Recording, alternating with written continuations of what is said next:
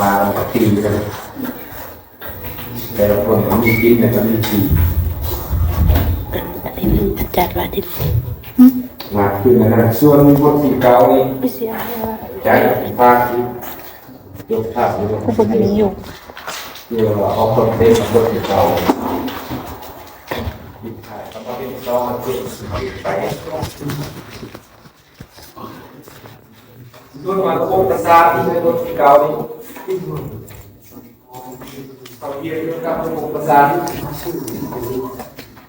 คนเรามีศูนย์กลางประสาทอยู่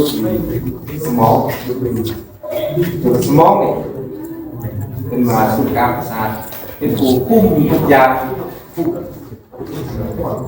การชื่อการจำการพูดคิดเรื่องอยู่ที่สมองมันจะมีไงประสาทโตมา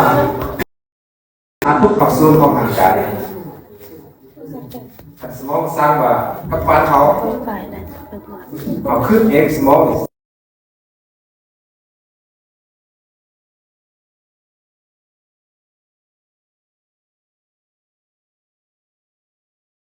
สมอง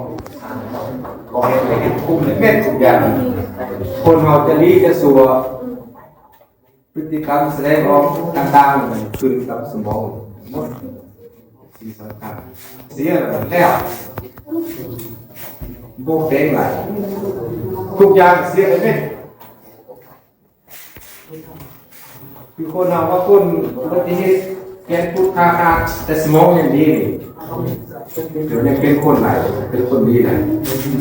แต่สมองนี่เขามีคุณภาพเสื่อมหนึ่งแล้วคนเรา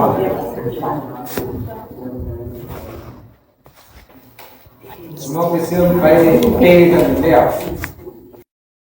คนเบอร์คนจ้าคนเบอร์คนเสียเซนก็เป็นตึงสมองคนเสียเซนกับสมองเสีย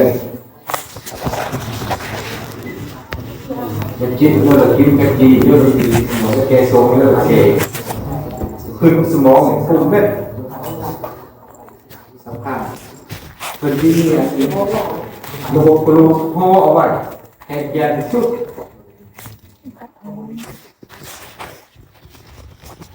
ลูกพ่อว่าลูกพวกมันจบยาทบยาโบราณทุกปีทำตัวเองในล่าบางทีรถไฟตามเอาเสาไฟตามเอาคลองแขนแบบนี้เป็นเลยสมองเป็นรักษาอะไรหมดชุดสำคัญบางคนเนี่ยสำคัญบางคนไหมสมองเสียสแล้วขึ้นมีความหมายมีเรื่องมีความหมายผู้นำเสนอผู้เห็นเพื่อเป็นคนไหนสำคัญเขาเป็นคนยังรู้ยังน้อยสมองยังกำลังเป็นไงโตสมองเปลี่ยนทางอะไรเนี่ยยามาสลาคือทางใครสอนตายแล้วจะเอาสมองมาเปลี่ยนเอาคือไหนเป็นไรส่วนอื่นเป็นมาหมดเจอบอกมาใครล้างบอกแก้ข้าวบอกเสียเสียมเปลี่ยนเป็นไรเนี่ยแต่สมองเนี่ยย่อมมีวิทยาศาสตร์ประเทศเรียกว่าสมาธิเปลี่ยนเอาสมองคนนั่นมาเสื้อคนนี้อะไรเป็นอะไร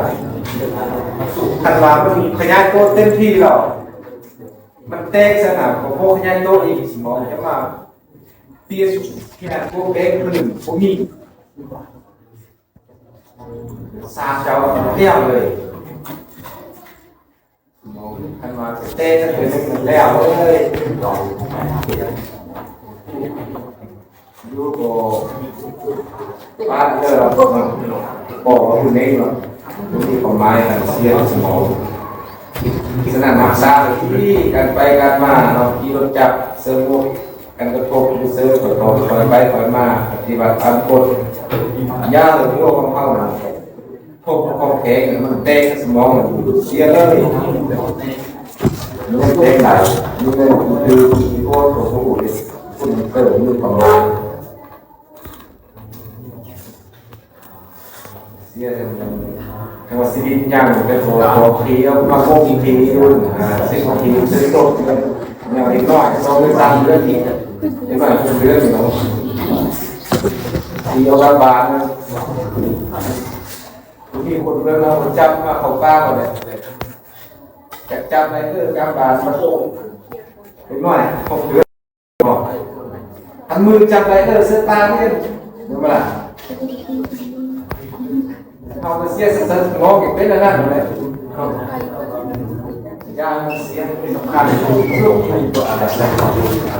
จะพาเราพาเรียนมาเนี่ยดีเขาซื้อสมองสติดีสมองมันดีทำได้เราเอาเงินเมา